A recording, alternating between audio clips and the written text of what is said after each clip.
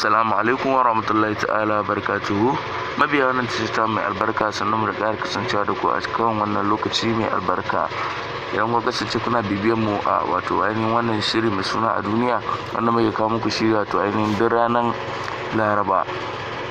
Ma'ana muna kawo muku shi duk ranar Laraba da misalin karfe 8 na dare.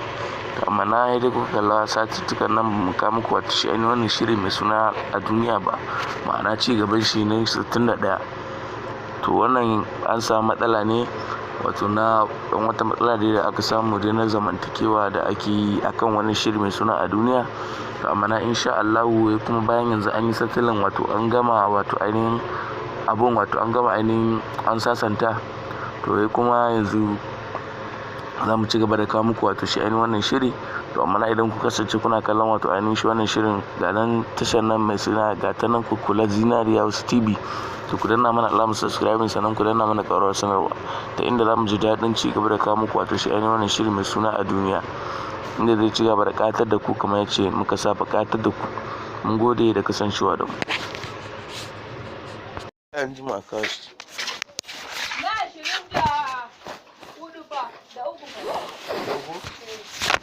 An yi har da huɗai. Laban da wuta wanda caji.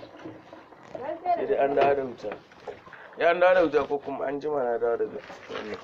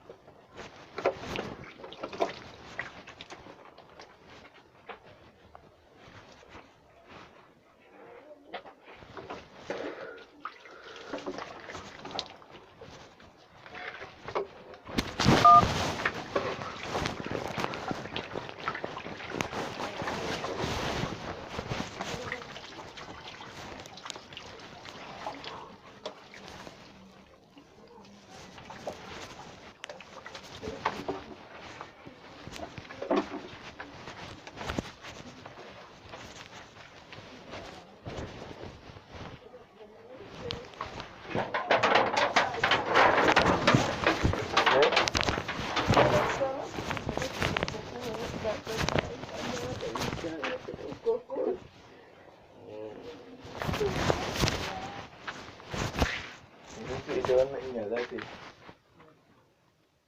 kuma abuwa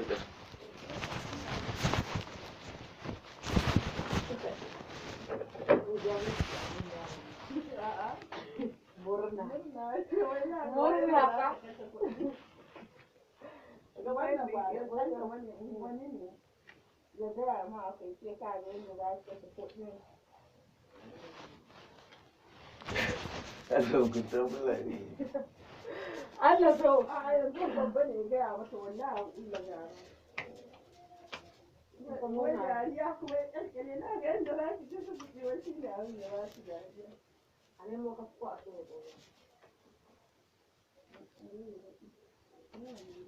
ni ko Allah ma ne mai ne ke mai yawa, ni na ga a dafa shi kawai. a soya kalli wannan.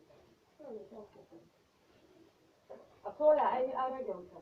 Allah ya ga wuce ya yi to a nemo wani an sa a kan